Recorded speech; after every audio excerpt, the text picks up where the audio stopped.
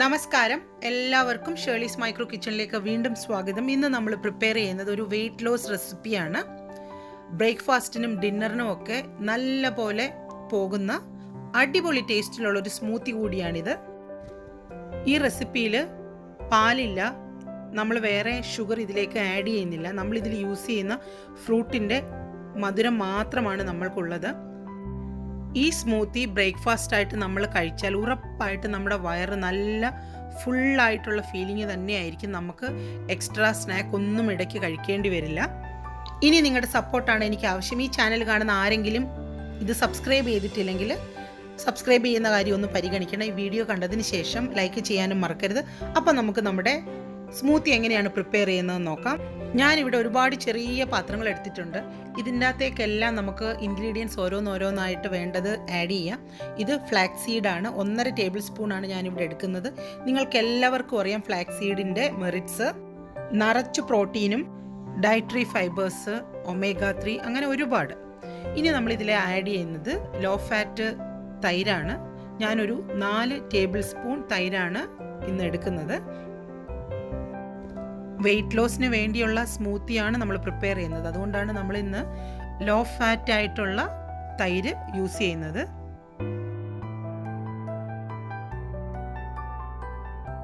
ഇനി നമ്മൾ നമ്മുടെ സ്മൂത്തിയിലേക്ക് ചേർത്ത് കൊടുക്കാൻ പോകുന്ന ഒരു ഇൻഗ്രീഡിയൻറ്റ് ഒരു 1/2 ടീസ്പൂൺ നല്ല മഞ്ഞൾപ്പൊടിയാണ്. നമ്മുടെ വീട്ടിലൊക്കെ പൊടിച്ചിട്ടുള്ള മഞ്ഞൾപ്പൊടിയാണെങ്കിൽ ഏറ്റവും നല്ലത്. ഇത് ഓട്സ് ആണ്. നിങ്ങൾക്ക് എല്ലാവർക്കും അറിയാം, ഓൾഡ് ഫാഷൻഡ് ഓട്സ് ആണ് നമ്മൾ എപ്പോഴും വെയിറ്റ് ലോസിനൊക്കെ വേണ്ടിയിട്ട് പ്രിഫർ ചെയ്യേണ്ട ഒരു ഓട്സ്.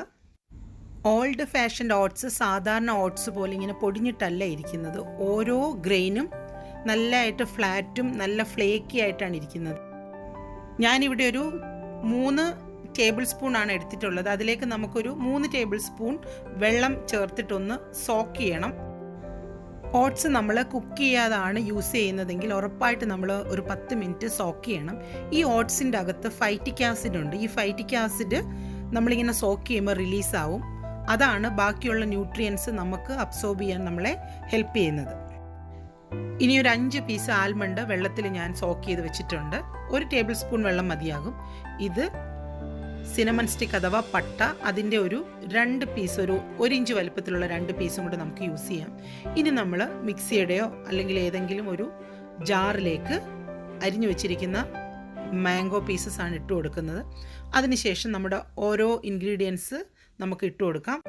ഒരു 10 മിനിറ്റ് സോക്ക് ചെയ്ത് വെച്ചിരുന്ന നമ്മുടെ ഓട്സ് ആണ് ഇനി അതിലേക്ക് ആഡ് ചെയ്യുന്നത്.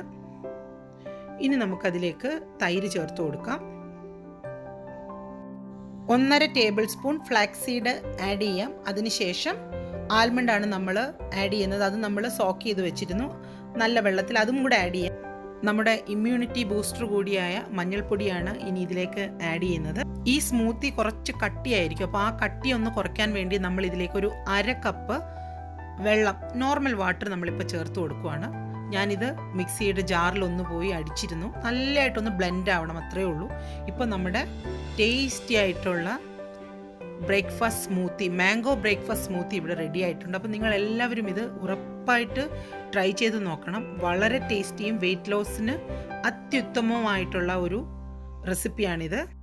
നിങ്ങൾ ഈ സ്മൂത്തി ഉറപ്പായിട്ടും വീട്ടിൽ പ്രിപ്പയർ ചെയ്ത് നോക്കണം. നിങ്ങളിത് പ്രിപ്പയർ ചെയ്ത് നോക്കിയിട്ട് ഇതിൻ്റെ അഭിപ്രായങ്ങൾ വന്ന് കമൻറ്റ് ബോക്സിൽ അറിയിക്കാൻ മറക്കരുത്. അപ്പോൾ മറ്റൊരു ഡിഷുമായി വരുന്നത് വരെ എല്ലാവർക്കും bye from Shirley's micro kitchen.